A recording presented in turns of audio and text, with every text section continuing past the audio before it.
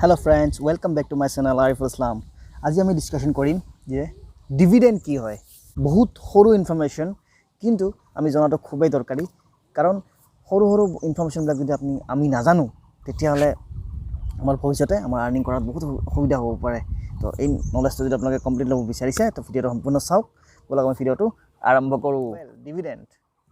Dividend মানে শুনি থাকো নহয় যে এইটো কোম্পানী 10% ডিভিডেন্ড দিছে, এইটো কোম্পানীয়ে 8% ডিভিডেন্ড দিছে, 2% ডিভিডেন্ড দিছে। তো ডিভিডেন্ডটো হয় কি? ডিভিডেন্ডটো ভাল নে ডিভিডেন্ডটো বেয়া? এই গোটেইখিনি বস্তু আমি এই ভিডিওত আলোচনা কৰি আছো। কথাটো হ'ল যে ডিভিডেন্ড সে কোম্পানী এটাই 100 টকা এটা প্ৰফিট কৰিছে after tax deduction. Net profit কোম্পানীৰ 100 টকা। এতিয়া কোম্পানীটো যদি 100 টকা প্ৰফিট হয়, কোম্পানীটোৱে কি কৰিব 50 টকা এটা তেওঁলোকে নিজৰ লগত ৰাখি থব। কাৰণ ভৱিষ্যতে যদি কিবা টকা দৰকাৰ হয় যাতে তেওঁলোকে অসুবিধাত পৰিব লগা নহয়।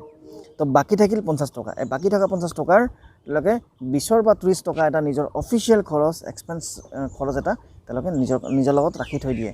কাৰণ অফিচিয়েল খৰচ আছে, ইলেক্ট্ৰিচিটি বিলৰ খৰচ আছে, আদাৰ এমপ্লয়ি খৰচ আছে, স্যালাৰি ষ্টাফ আছে। তো 20 rupees to 30 rupees এটা নিজৰ লগত ৰাখিল। বাকি থাকিল যি 15 পৰা 20 টকা এটা এই প্ৰফিটখিনি কি কৰে কোম্পানীয়ে শ্বেয়াৰ হোল্ডাৰৰ মাজত ভগাই দিয়ে। এই যিটো 15 to 20% টকা কোম্পানীয়ে ডিসাইড কৰিলে যে আমাৰ শ্বেয়াৰ হোল্ডাৰৰ মাজত ভগাই দিম, এই টকাখিনি যদি কোম্পানীয়ে নিজৰ লগত ইনভেষ্ট কৰে তো তাৰ পৰা একো বেনিফিট হ'ব নোৱাৰে, বেনিফিট মানে নহব কোম্পানীৰ। বা যদি কোম্পানীৰ এই টকাখিনি ভগায়ও দিয়ে তে কোম্পানীৰ কোনো লছ নহব। তো এই যেতিয়া এই মানে সিচুৱেশনটো হয় যে কোম্পানীয়ে যে নতুন জায়গাত ইনভেষ্ট কৰিলে তেওঁলোকৰ কোনো বেনিফিট হ'ব নালাগে, তে টকাখিনি কি কৰে নিজৰ শ্বেয়াৰৰ মাজত ভগাই দিয়ে। আৰু এইটোকে কোৱা হয় ডিভিডেন্ড। একদম ক্লিয়াৰ নলেজ এটা আপোনালোকক ৰাখক, একদম সিম্পলকৈ মই কৈছোঁ যে এইটোকে কোৱা হয় ডিভিডেন্ড। এতিয়া কথাটো হ'ল যে ডিভিডেন্ডটো ভাল না বেয়া? ডিভিডেন্ডটো বহুত ক্ষেত্ৰত ভাল কিন্তু ম্যাক্সিমাম ক্ষেত্ৰত বেয়াও। কাৰণ চাওক ডিভিডেন্ড দি পেলাই কোম্পানীয়ে আমাৰ ৰিটেল ইনভেষ্টৰবিলাকক আকৰ্ষণ কৰিবলৈ বিচাৰে। ৰিটেল ইনভেষ্টৰবিলাকক কাৰণ বহুত বেছি হাই ডিভিডেন্ড দিয়ে, তেতিয়া আমিও দেখোঁ যে কোম্পানীটো বহুত হাই ডিভিডেন্ড দি আছে, ইয়াতে ইনভেষ্ট কৰা যাওক।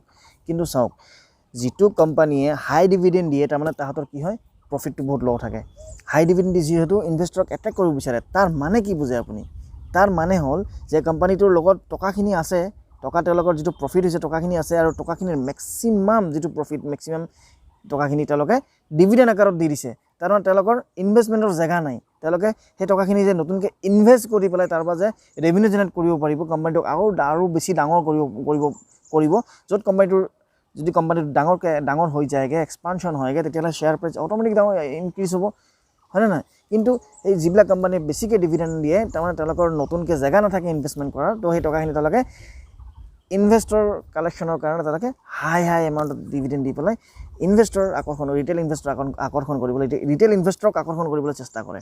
কিন্তু যিবিলাক ভাল কোম্পানী আছে, বহুত ভাল কোম্পানী আছে, সেই কোম্পানীবিলাকে ডিভিডেন্ড নিদি পেলাই কি কৰে তেওঁলোকে যিটো টকা প্ৰফিট মাৰ্জিন তেওঁলোকৰ বাচিছে এই নেট প্ৰফিটখিনি তেওঁলোকে আকৌ ইনভেষ্ট কৰি পেলাই তাৰ পৰা আকৌ ৰেভিনিউ জেনেৰেট কৰে।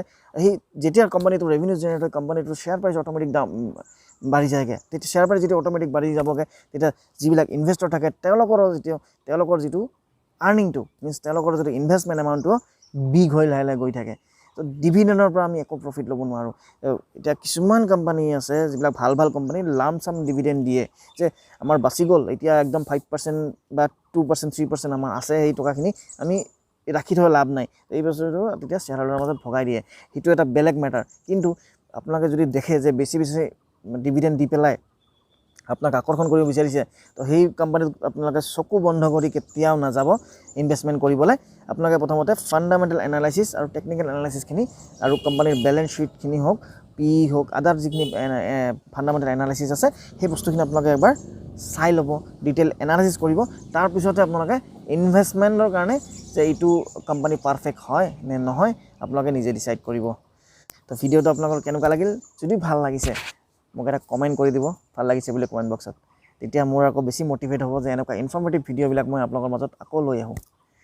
তো আজিৰ কাৰণে ইমানেই। সকলোৱে ভালে থাকক। নতুন ভিডিঅ' লৈ পেলাই আপোনালোকৰ মাজত আকৌ আহি আছোঁ। আজিৰ কাৰণে বাই বাই।